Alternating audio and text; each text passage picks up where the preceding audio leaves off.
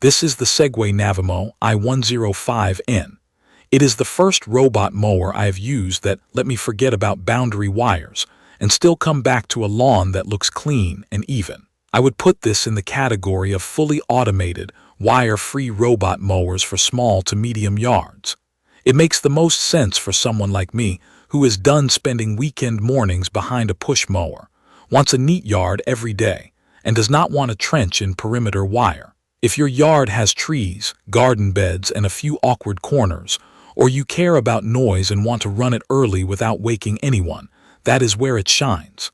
The design is compact and practical. The body is mostly gray and black with a few orange accents, and the whole thing feels sturdy without being bulky. It is about the size of a medium carry-on suitcase and weighs around 24 pounds, so I can reposition it or move the dock without a struggle. The rear wheels are large and grippy with a soft outer layer, and they roll over little dips and bumps without leaving scuff marks in the grass.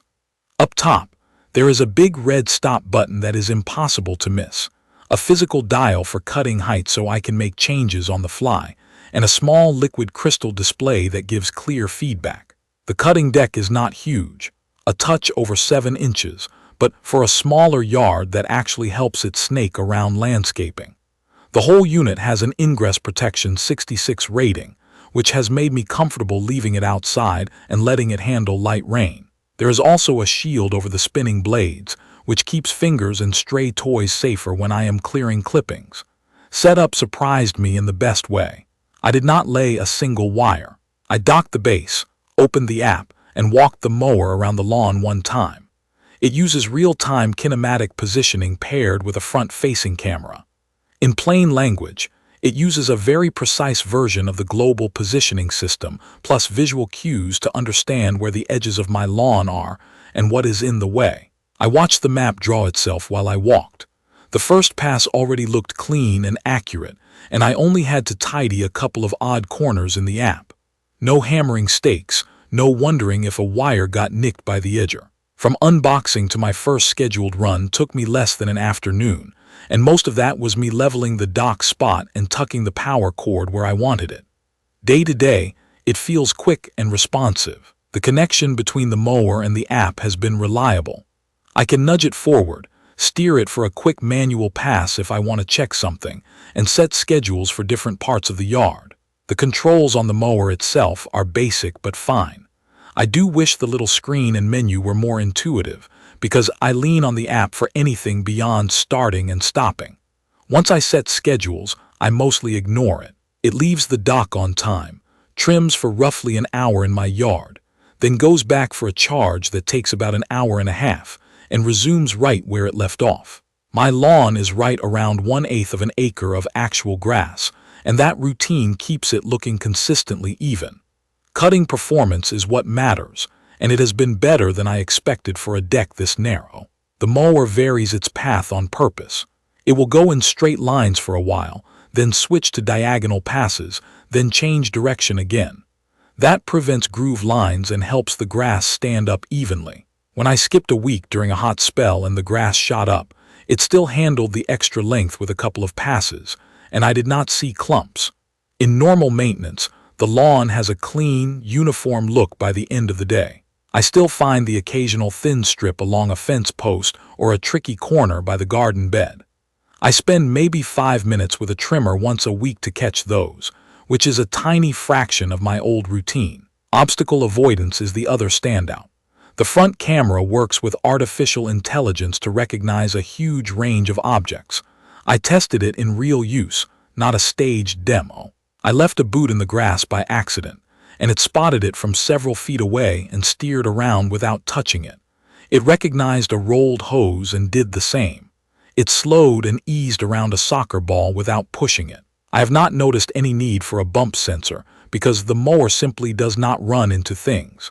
That means fewer scuffs on furniture and less chance of it getting hung up under a bench. There is a light-emitting diode strip up front, so if you ever schedule it for later in the evening, it can see and be seen. Noise has been a pleasant surprise. Measured at ear height on my patio, it sounds like a quiet conversation. I've run it early and nobody in the house noticed. I tried it in a few different scenarios to see where it would struggle. Under tree canopy, where normal global positioning system gear can wander, it held position better than I expected because the camera is constantly checking what the mower sees against the map it built. It did not go rogue or cut outside the lawn. On my slightly uneven side yard, where a push mower sometimes scalps, the height dial and the way the chassis floats kept things consistent. I set it a touch taller, a little over 3 inches, and it rolled over bumps without digging in. On damp mornings, it still moves fine, but wet clippings can cake under the deck. I learned to avoid scheduling it when the grass is truly wet. I also noticed that very narrow passages need a bit of attention in the map editor. When I told it to treat the side gate area as a separate zone with a narrower virtual boundary, it stopped hesitating there. A typical week for me looks like this. I schedule a light trim for the front yard every other morning and the backyard on alternating days. If the kids leave a toy out, the mower sees it and goes around. If I want the lawn looking perfect for a weekend barbecue, I bump the cutting height down a notch with the dial and start a manual quick pass from the app while I prep the patio. It runs quietly in the background. When the battery is low, it returns to the dock, takes a break, and finishes up. I keep a small hand trimmer for edges along the flower beds, and that is it. The yard stays presentable with almost no intervention from me. There are a handful of smarter touches that have actually helped me. The mapping is editable, so I can draw no-go zones over new seed or a mulched area without leaving the chair. Zone schedules let me cut the sunny front yard more often than the shaded back. The mower receives software updates through the app, and I have seen obstacle recognition and pathing improve after an update. There is an optional 4th-generation cellular module that adds anti-theft tracking, which makes sense if you park the dock near the driveway or have a more open front yard. The mower also has a security pin and alerts in the app, which adds a little peace of mind. It is not perfect. The interface on the mower itself is just okay, and I would love bigger, clearer labels for quick actions when I am not using my phone. The app does not tie into Amazon Alexa or Google Assistant right now, which is not a deal breaker but would be convenient. The deck is on the narrow side, so if you have a large lawn, the total time to finish can stretch across more than one session because it will need to charge in between. On wet grass, any robot mower will struggle, and this is no exception. Those are small trade-offs compared to the overall convenience, but they are worth knowing. After a few weeks of living with it, I trust it. I do not hover or check in constantly. The lawn stays tidy, the mower keeps to the schedule, and I do not spend my free time pushing a heavy machine around in the heat. If you have a smaller to medium yard, especially one with a few trees or awkward edges, and you want wire-free setup with strong obstacle avoidance, this hits all the right notes.